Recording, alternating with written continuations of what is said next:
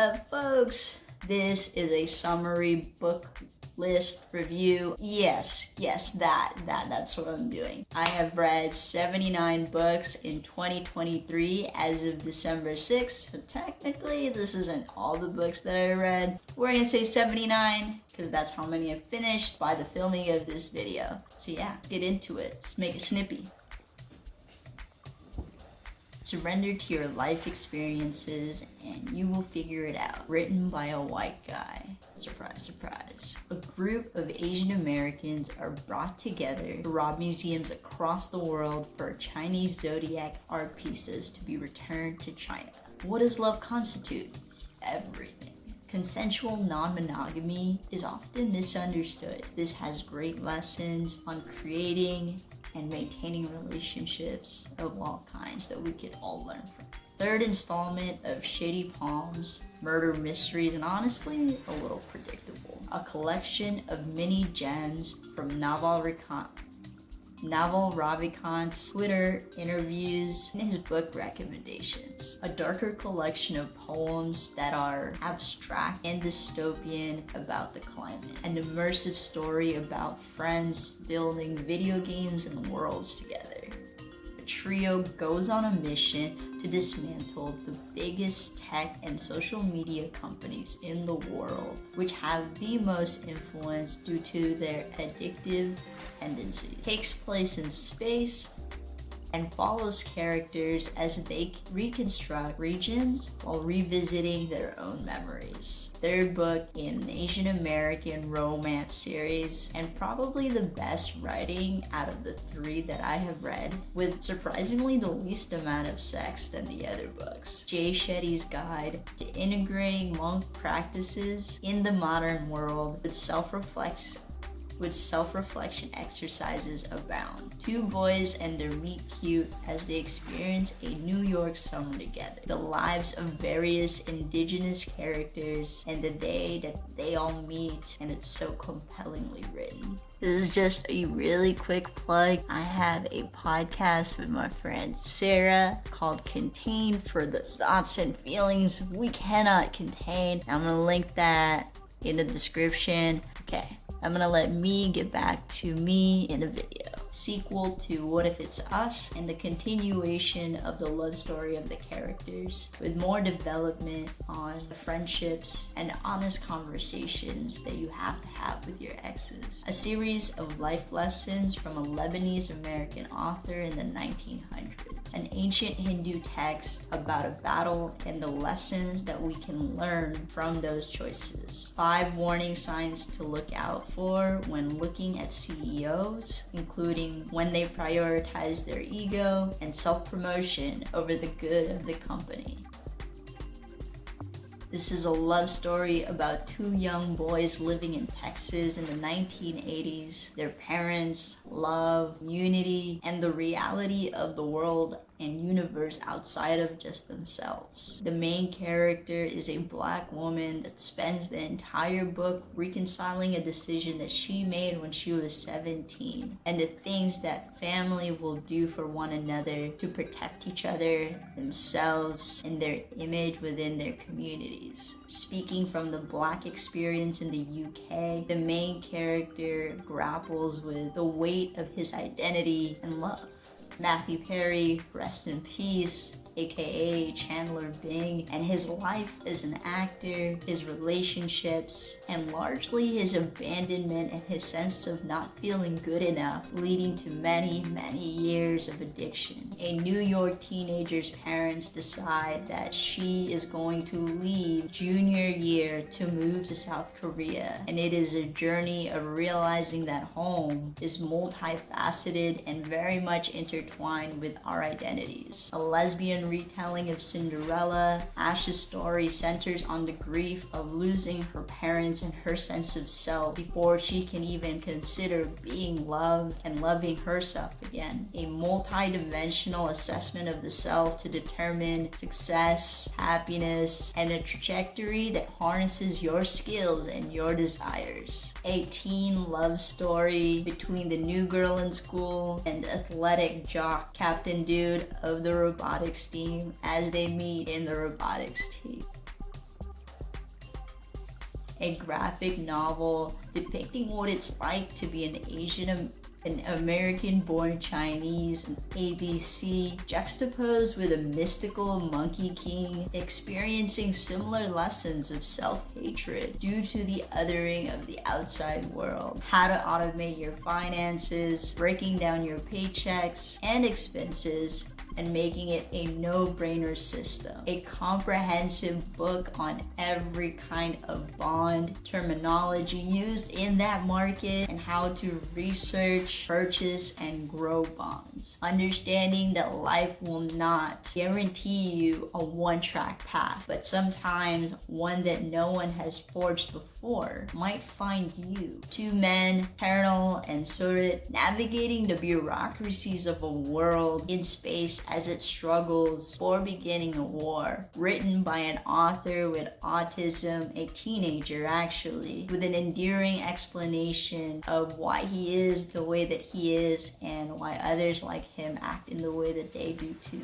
Sean Tucker, a photographer, a YouTuber, interviewer, artist, unravels the meaning in the making of art in our lives. Jay Shetty defines love for ourselves, for those that are around us, and a love of a purpose directed at serving others. A captivating memoir from the author's childhood of growing up in painful circumstances of poverty in 1900s Ireland. Demas shares his story of wanting to become a street god, gangs and drugs, to finding God and living with love and humanity again. Anthony Bourdain's first memoir, his experiences in the kitchen, what he sees in people, how he views the world, food, life, my favorite read of 2023. A bitter old man experiences the changes in his neighborhood and how he resists others' help as he grieves his wife's passing. A pre-teenage book from the Front Desk series by Kelly Yang about a young Chinese girl helping her parents run their motel while navigating racism, immigration, and chosen family. Sam has just died and his girlfriend Julie is grieving, but suddenly he calls. The book that made me cry the most this year. A book full of Bruce Lee's incredibly profound meditations. This is a time travel book that has way too many rules. Comic about Jito, a chef in the modern age of the future, fighting for his spot to be recognized and also administer justice in an overhyped food industry. A book about breakups, friends, lovers, and all else. TJ is a senior, a debater, a soccer player, and is long identified as beautiful, according to the definition of being hairless, until she decides to prove otherwise. An unimpressive story about a best friend who dies and comes back to life. This was as obnoxious as I had expected and thus very on brand for Bretman Rock. This is a Filipino-American take on the Depression era noir of comics, aka a sad love story in the color blue-ish. A series of comics about life and a lot of self-loathing. That this whole next few books is by Adrian Tomine, a comic book memoir of the author, serving for what not to do as you lament your mistakes. Take the risks, speak the truth, be alone, ask for help, do what is hard and what is necessary to live the life that you want. Life goes by really fast. Another set of comics about how life moves too fast, life sucks, and the dark places that the author's mind goes. A single narrative graphic novel, this one's a full story about a man, his love life, and a lot of strong women. And the movie adaptation, directed by Randall Park and starring Justin H. Finn, was actually surprisingly good. Better than the comic. This is a series of comics about life, namely people being stagnant in their lives or in envy of others' successes. While I appreciated him sharing his experience especially of finding himself in his body, is, I know I can relate to that. And the writing wasn't very good. A story with a dialogue about the sensationalization of things through social media. A series of hopeful stories and lessons from Filipino people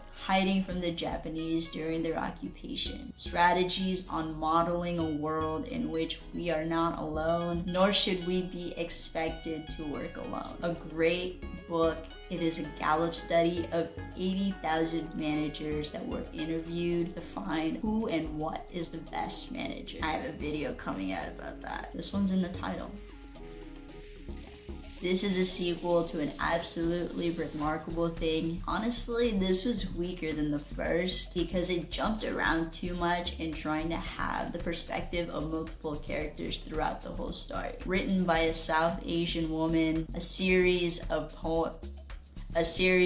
poems about the politics of her country, being a Pakistani Muslim. Compilation of interviews of Anthony Bourdain. All honestly not that interesting. Read his books instead. Not Your Sidekick series. This is a superhero series that is actually really diverse and inclusive, taking place in a dystopian future in which resources are scarce and there are barren lands away from the big cities where people don't actually live anymore. Quite the historic life of Malcolm X. Something I am finding in common with many successful people and leaders is an obsession with their paths, be it the dangerous ones that they choose to embark on or the ones that they are eventually meant for. Self-explanatory book title. I definitely recommend this one, especially if you manage people or you want to become a better leader. It has great insights and tangible action items. The lesson is that if you believe something, you can accomplish anything, and belief is half the battle.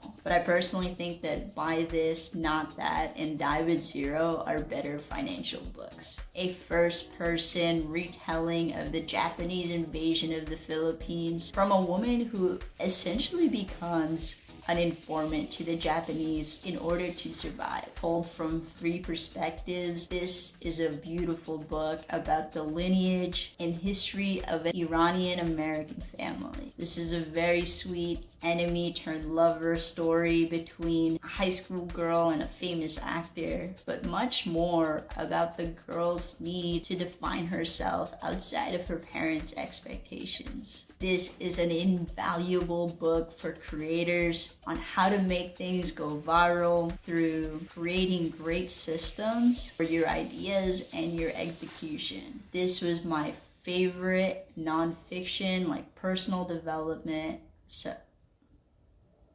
This was my favorite personal development book of the year, and it goes through communicating as effectively as possible, leading with compassion and understanding. A graphic novel about a young queer boy experiencing summer camp, his refuge, but still not being able to avoid the discrimination of his identities. This is a lovely collection of poems by a Chicago-based